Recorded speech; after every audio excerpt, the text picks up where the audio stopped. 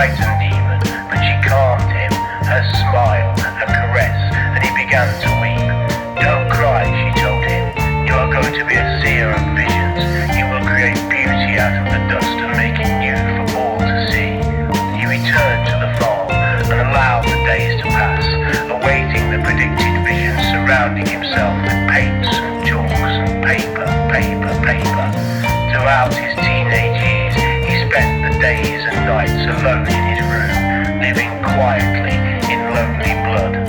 I have seen God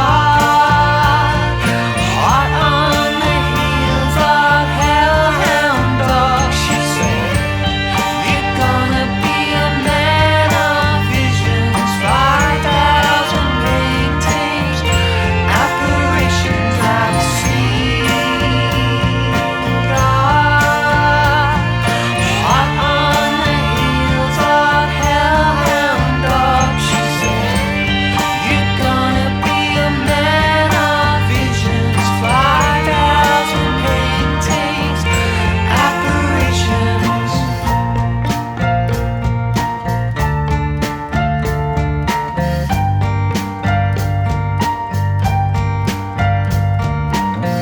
It came one evening from seemingly nothing, still awaiting inspiration.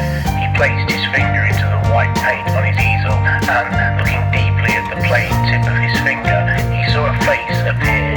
His mother, and again within her the essence of God.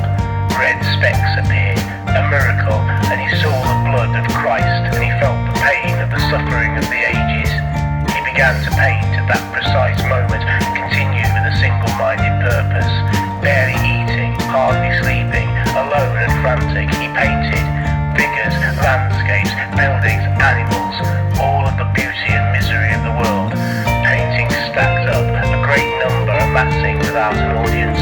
The fury of his activity, the constant visions in his head continued, and as his work strengthened, his body and mind began to fail. It was a winter morning at the age of 21 when he called the curator of the nearby art gallery.